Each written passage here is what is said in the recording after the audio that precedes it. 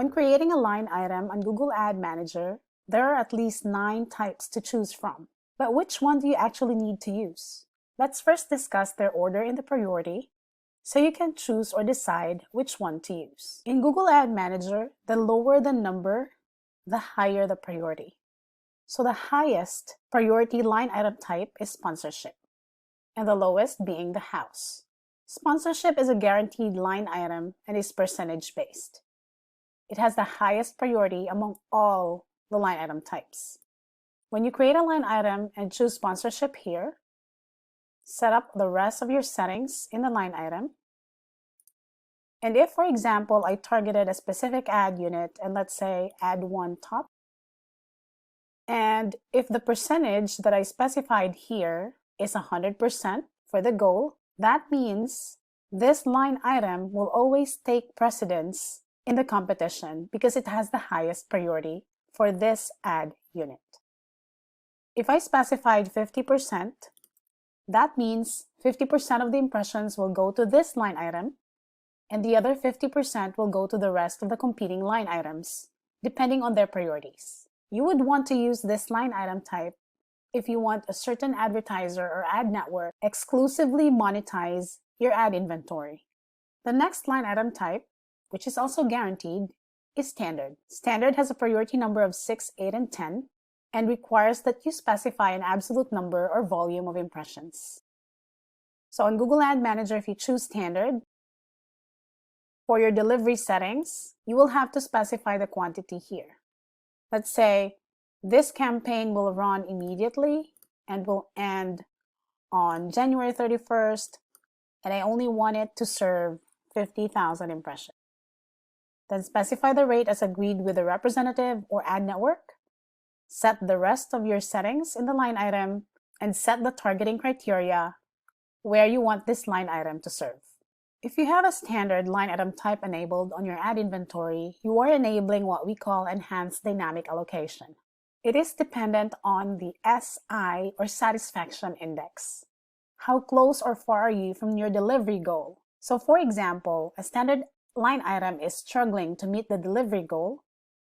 GAM will assign a temporarily high CPM to get it ahead of everyone and serve the impression. But if it's reaching its goal, it has a very good satisfaction index, then Google Ad Manager will temporarily assign a low CPM because it doesn't need to serve the impression at the moment. The satisfaction index is automatically calculated depending on the end time for your campaign and, of course, the quantity that you're trying to meet. The rate that you put here is irrelevant in the competition. This is only for reporting purposes, but whether to get it ahead or behind the competition depends on the satisfaction index. Next is network, which is part of the non-guaranteed line item types. Network is also percentage-based. It looks almost similar to sponsorship, but again, this is non-guaranteed, so it can only monetize the impression if none of these two can monetize it. Next is bulk. When you look at bulk, it looks almost similar to standard. You also have to specify your start time and your end time and your quantity goal. But this one is non-guaranteed.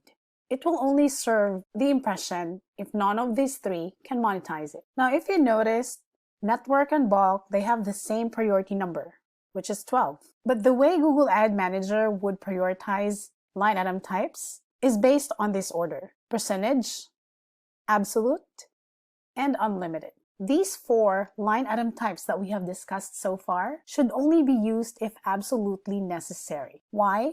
Because they can take priority over the rest of your demand sources, even if they're not really paying the highest CPM or bid. We would highly recommend using this last 3 non-guaranteed line items in here. Price priority would select the line item that can pay the highest amount or CPM rate. The higher the rate, the higher the priority, hence the term price priority. You can specify impression caps. Let's say you don't want it, you want daily impression cap or lifetime impression cap. Then you specify the rate based on your agreement with the ad network. Let's say I got an offer for this ad network they will pay me $2.50. CPM, target the inventory and set the rest of your targeting criteria based on the agreement, and then save, upload the creative, and you're done. So if you have an ad unit with multiple line items targeting it, and everybody is running on price priority, the line item with the best rate or highest rate for a given ad request will serve the ad.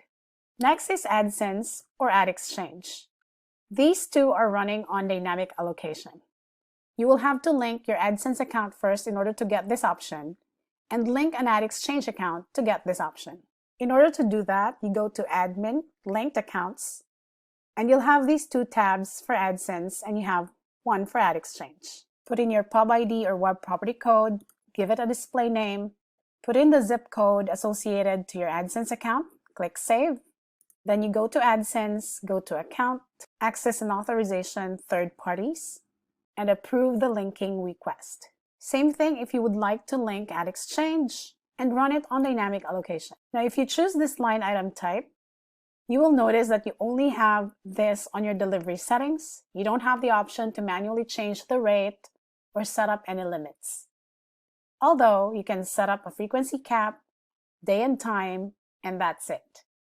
Then set up your targeting parameters, save, automatically upload or generate the creative if it's Ad Exchange, or upload the creative if it's AdSense.